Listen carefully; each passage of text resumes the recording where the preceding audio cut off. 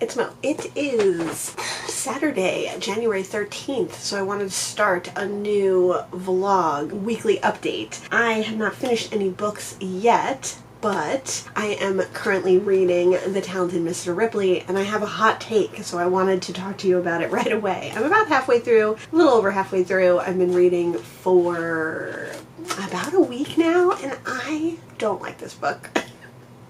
I know, take my mystery lover card away. I don't deserve to be a card-carrying vintage mystery lover if I don't love Patricia Highsmith. But this is the second Patricia Highsmith that I've read. I also read Carol, or The Price of Salt, and I didn't love that one either. There's something about the anticipation of this book, the way the book sets up anticipation, that is the exact kind of anticipation that I don't like, where you absolutely know something wrong is going to happen, where you absolutely know something bad is going to happen. I felt that way about The Price of Salt too, thinking back on it. With Ripley, you don't like him. Like, I guess he's supposed to be an unlikable main character, obviously, and he's supposed to be a, endearing main character, even though he is like an anti-hero. He's kind of a bad guy. I don't know what the definition of anti-hero is. I feel like this is not the correct use of it, but we'll call him that for now. But I don't like him at all. Like, I don't want to read from his perspective. I felt this way reading The Street by Ann Petrie. Like, I don't want to read from a despicable character with no redeeming qualities. If they're the villain of the story, which I think the person in The Street was, to be fair, that's one thing, but to be in the head of that person for so long, if there's a thriller where you get insight into the bad guy, where you get insight into the antagonist character, right, who's a bad character, or if one of the characters is a sociopath or something like that, and you just get little glimpses into their head, okay, I can read from that.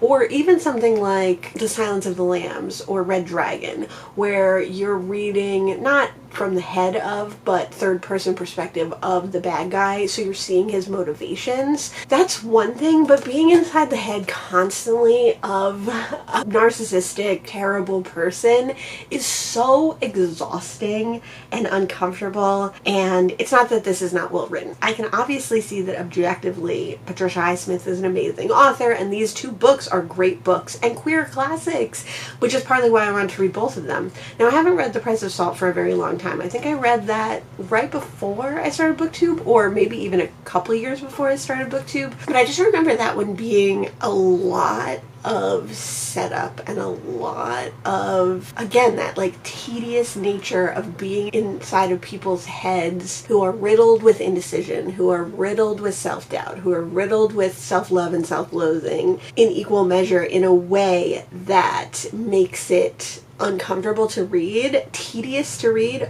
like, not boring. These books aren't boring, but they're so unpleasant, just unpleasant to read.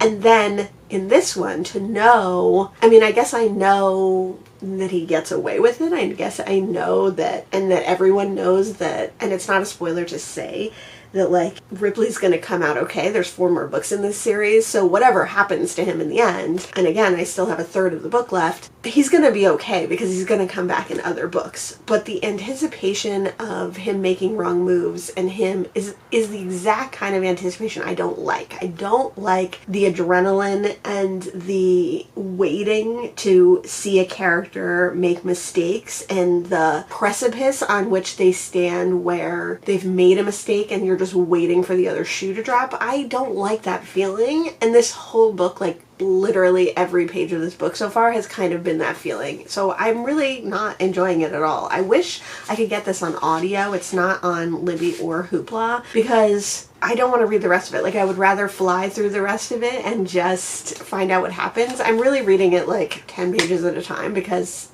I don't like it. I'm not enjoying it. So sadly, I don't think I'm going to read any more Patricia Highsmith. I mean, unless something crazy happens in the last third of this book and I somehow really decide that I want to keep reading, I don't think I'm going to read any more in this series. And I've never really been interested in Strangers on a Train, even though that's like a seminal work of mystery thriller. Yeah, I think Patricia Highsmith is just not for me. I'm sorry. I'm so sorry. I want to love it, especially because of the queer themes, especially because of the queer classic nature of these books, but I don't don't like them. I don't enjoy them. So we'll see. I will probably finish. I might not even finish this one this week. That's how slow I'm going, but I thought I would pop in here and let you know that I was reading that. And then when I read some more, I'll let you know.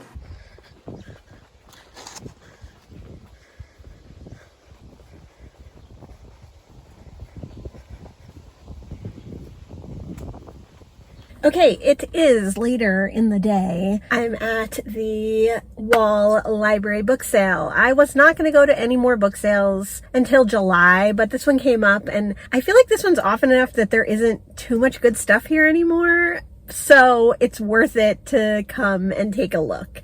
I'm really going to try this week to film more and to be a little bit more interactive with the vlog. So fingers crossed that goes well.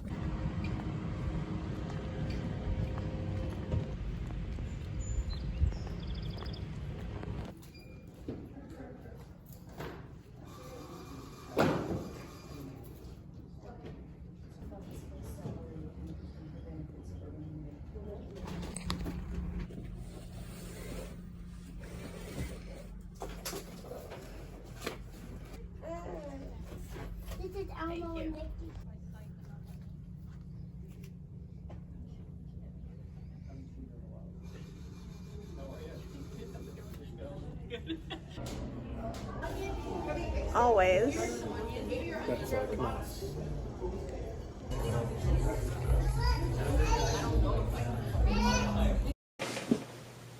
I went to the library sale and it was actually way better than I was anticipating. So this is the Wall Library sale, which I go to 4 times a year. I think they have it 4 times a year, and I usually try to go all 4 times. Like I said, I wasn't going to go this month, but then I'm glad that I end up going because they had a lot of vintage mass market paperbacks, which the last like 3 or 4 times that I've gone to this sale, that stock has been dwindling. So I don't know if they were holding them or if somebody just donated a lot of them. But it actually was a really good library book sale. I only got 1 book that I wasn't sure about and I'm going to do a try a chapter of. And the rest were either on my want to read list or books that I was really interested in. A lot of vintage mass market paperbacks for my collection. Some of them that I've already read, some of them that I will eventually read, but some Agatha Christie. I got a really great copy of Miss Pinkerton by Mary Roberts Rinehart. I got a vintage P.D. James that I don't have. So things that I've already read, but love. And then I did finish my first book this week, which was Wakpa Wanagi Ghost River by Trevino L. Brings Plenty. This is a collection of poetry by an indigenous author who is originally from South Dakota but moved to, I think, Portland, Oregon, possibly Washington, but I think Portland, Oregon. This was an interesting collection. I enjoyed some of these. I definitely did not tab the bottom as much as I do in a collection of poetry that I really, really love.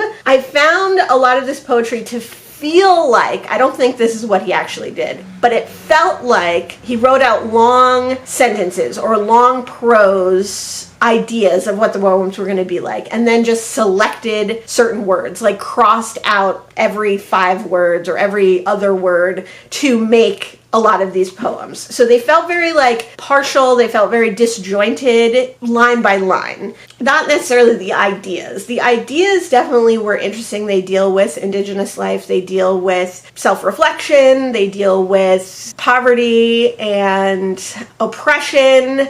I believe Brings Plenty is some kind of social worker, so they deal a lot with his life doing that and his experience doing that. So a lot of them have very hard topics. A lot of them deal with memories of childhood or young adulthood, and then dealing also with adulthood, but like looking and protecting children in your job. So it was interesting. I thought the poems were interesting. I just didn't love them and I didn't connect with them the way that I do with some poetry collections. And then there were some longer prose poems in here as well, which I liked to break it up a little. Some shorter poems, some longer poems. Overall, really interesting collection about Indigenous life in America at the time that this was written, which I think was like 2019. Nope, 2015. So I would definitely read more by this author. I'm interested to see what else they do. I think their other 2 collections are earlier than this one, so that would be interesting, but I would also love to read if they put out anything new.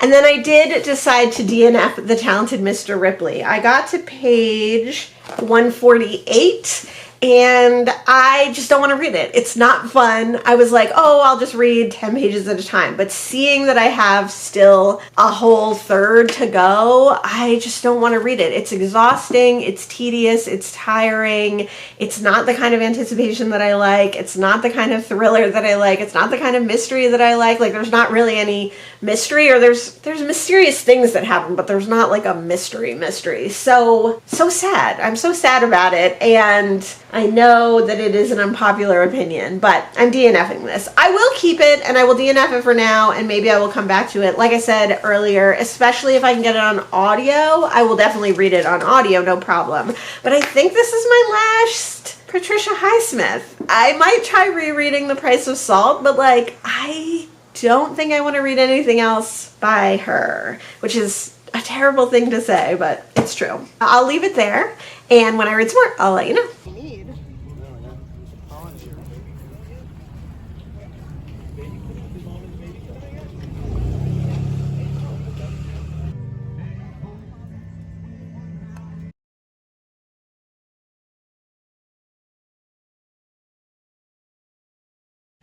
Yeah, that's not cool.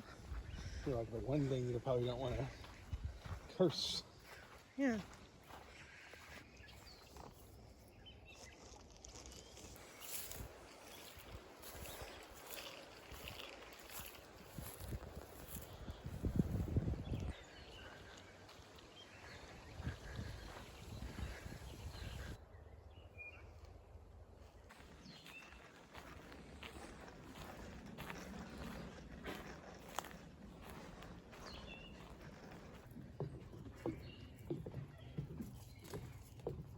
Oh, what was that? Oh.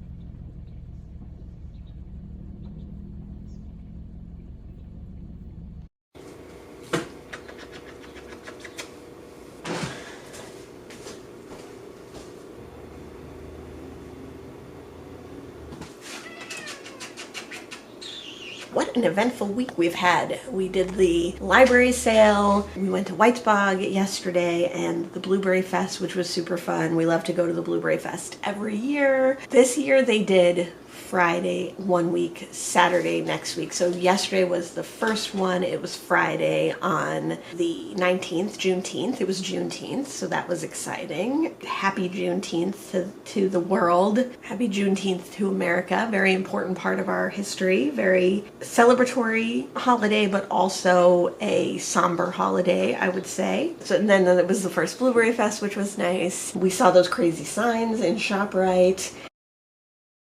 It just felt like a very busy summer week. The next book that I finished this week was Subtle Blood by K.J. Charles. This is the third in the Will Darling series, and I read this series all on audio. I've never seen physical copies of it in real life. I've seen people have physical copies of it, so there are physical copies of it. But I really love this series, which follows Will Darling as he returns from World War I. He's struggling. His uncle asks him to come to London to help him with his bookstore, and then his uncle dies, and he inherits the bookstore, and all these weird things start happening at the bookstore, and these people start coming in, and one of them is this man named Kim. And Will Darling feels like an instant attraction to Kim, and then the story kind of goes from there. Kim is more than what he seems, and since Will Darling was a soldier, and since he's a smart man, he and Kim get embroiled not only in espionage, not only in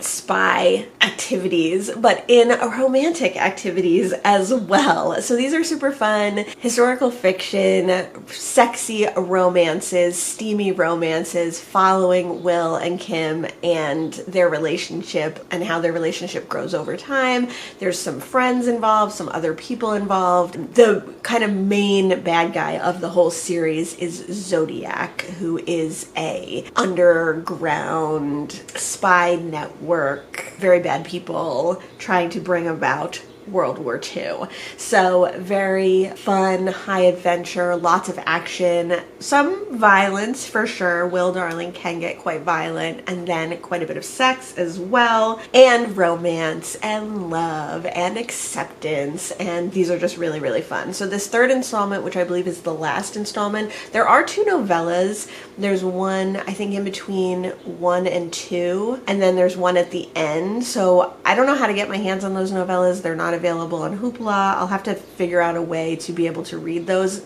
There might be some way, maybe KJ Charles' website, you could read them. So technically I've finished the series with books 3, but I do want to read those 2 novellas. But it's nice to mark another whole series off of my main series list this year. Yeah, these are just really fun. I just really, really enjoyed them. The next book that I finished this week was Open Throat by Henry Hoke. This is a very short novella told in these little vignettes, short chapters, tiny vignettes. They're really just a sentence each because we are following a mountain lion who lives in the Hollywood Hills. So right off the bat, we're dropped into this mountain lion's world and this mountain lion's environment, and we're seeing how he's surviving in this scarcity mentality, this time of scarcity. He's living somewhere that's hemmed in by all sorts of people. He's living somewhere that's hemmed in by cars and roads. He's living somewhere where there's lots and lots of hikers. He's living somewhere where he's at danger all the time, and he's alone all the time. And we're seeing from his perspective, and he can not speak English, but he can understand English, and he understands the hikers. So the first part of this book is really just us understanding how he lives and who he is, him listening to different hikers. And then the second part, he kind of gets displaced from where he was and the consequences of that displacement and what caused it and how he reconciles with that by the end of this book. So this one was really short. People really like it. People say he's gay, which apparently he is gay because he does see gay men engaging in sexual acts, and he does hear people talking about queerness, and he identifies with that. Which is fine, we're following an animal main character, which is weird anyway, so I don't know, I find assigning sexuality to an animal character a little bit of a strange idea, and obviously there's subtext to this story about queerness and about loneliness and about isolation, but I don't know, it never fully sat well with me. I really fully anticipated that I was going to love this book, and I didn't really love it. I think it was a little simplistic, which it was supposed to be, and obviously we're hearing from the main character of a cat, so their thought process is not necessarily going to be the same as a human. But I guess I expected there to either be more subtext, more direct correlation to some sort of theme, or way less, and it to be more of just a fun romp. But this book was not fun at all. It's pretty horrible and sad and disturbing from the very beginning. Not disturbing like a horror book, but disturbing in the aspects of climate change, disturbing in the aspects of lack of empathy of humans, disturbing in the lack of caring for environment and environmental issues and animals and all sorts of things like that. And I've been reading a lot of books like that this month, so it wasn't really hitting the way I was hoping it would. I was hoping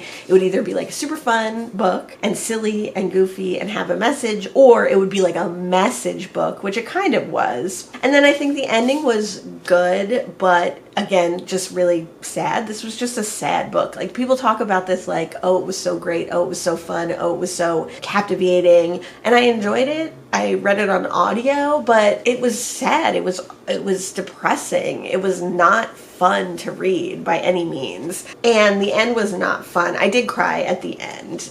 But again, you cry for the book, you cry for the reasons in the book, but you also cry for the world, It was okay. I just really had high hopes for this one, and it did not deliver. I would definitely read more from Henry Hoke. I'd be interested to see what he does next, because this is a weird book. This is not your traditional novels, so I'd be interested to see what's coming. And then the last book that I finished so far this week was The Pilgrim Hoke, a love story by Glenway Scott. And I actually picked this up at the library sale, the Wall Library Sale, which I never see NYRB books there. So I was so happy to find this one. I was super excited. I've heard of this one just from reading NYRB's website, and they always have these lists of their books in the back, which I love, and I love to fill out what I've read and what I own. And I was so glad that I picked this up because I had no idea what it was. I knew it said Pilgrim Hoke. I know a Pilgrim Hoke has to do with falconry, and I've already read a couple of falconry books this year, so I thought that was fun. But this is a queer classic, a forgotten queer author who lived from 1901 to 1987. He grew up in America, or he was born in America, lived in America for a little while, and then moved to France, and then that's when his real writing career started taking off. And he wrote this story, several others, and also I believe his memoirs, which are all about his queer identity and his queer life. So I can't wait to read more from this author, Glenway Wescott. As with all NYRB books, I did not read the introduction, but I will probably eventually go back to that. I just started in with the actual story, which is very short. It's only 108 pages. Follows a young man, a writer who's American, who moves to France, and he's staying with a friend, living life, and then two people who she knows come to visit her, a married couple who are Irish, who are traveling all around Europe and who have kind of lost their Irish home place due to all this traveling. The main character, Alwyn Tower, his friend, went on a safari with these people, and that's how she knows this couple. And they're this very boisterous, brash, conceited, privileged couple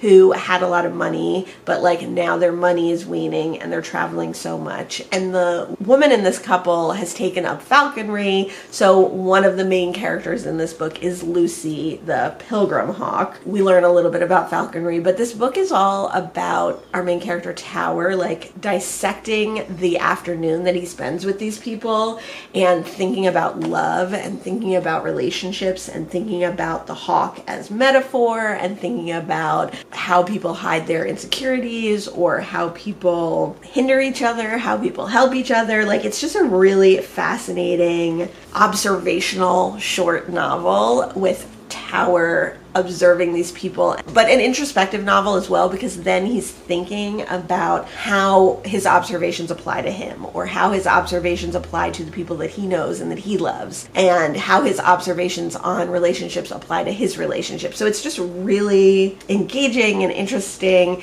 It definitely is a little bit older language. This was first published in 1940, so there's definitely, language of its time and ideas of its time within this book. I mean, that's kind of a sweet spot for me. I love reading from 1900 to 1950. I really enjoy books from those eras. This one just had so many quotable things, so many astute observations on relationships and love, and not just loving relationships, friendships, astute observations on pet person dynamic or animal human dynamics. So good, and a book I've never known about, never heard of, never known what it was about, and I really loved it, and I enjoyed it so much. And this was my NYRB book for the month, so now I have read my graphic novel and my NYRB book for the month. And now it is Saturday, June 20th. My husband's going to Philly today and I have to work, so I'm going to stop the vlog here. I'm going to start another one soon. Let me know if you've read any of the books that I mentioned here. Let me know what you've been getting up to in the first weeks of summer, or whatever season it is, wherever you happen to be in the world. Thanks so much for joining me today, and I'll see you in the next one. Bye.